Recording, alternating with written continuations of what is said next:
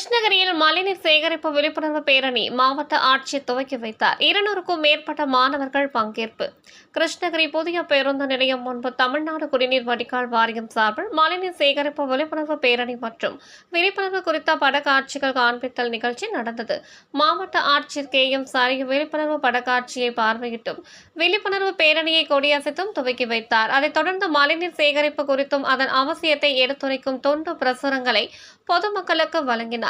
இந்த விழிப்புணர்வு பேரணியில் மழைநீர் சேகரிப்பு கட்டமைப்பை ஏற்படுத்துவோம், மழைநீர் சேமிப்பு கட்டமைப்புகளை புனரமைப்போம், மழைநீரை சேகரிப்போம், தண்ணீர் பிரச்சனையை தீர்ப்போம், கண்மாய்கள், குளங்கள், ஊரணிகள், ஏரிகள், பழமை வாய்ந்த நீர் ஆதார கட்டமைப்பை அழகுபடுத்துவோம் போன்ற வாசகங்கள் பேரணியில் சென்ற மாணவ மாணவிகள் எடுத்துரைத்து சென்றனர்.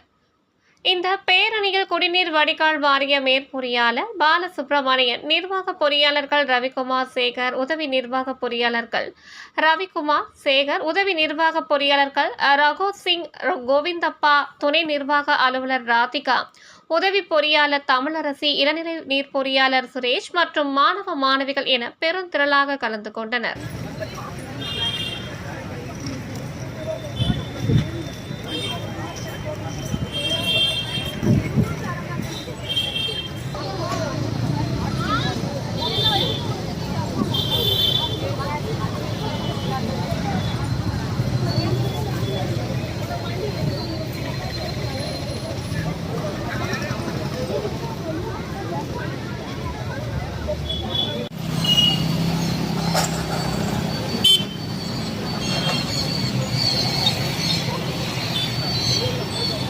மட்டுமே கிடைக்கும் அமுத நீர்தான் மழை.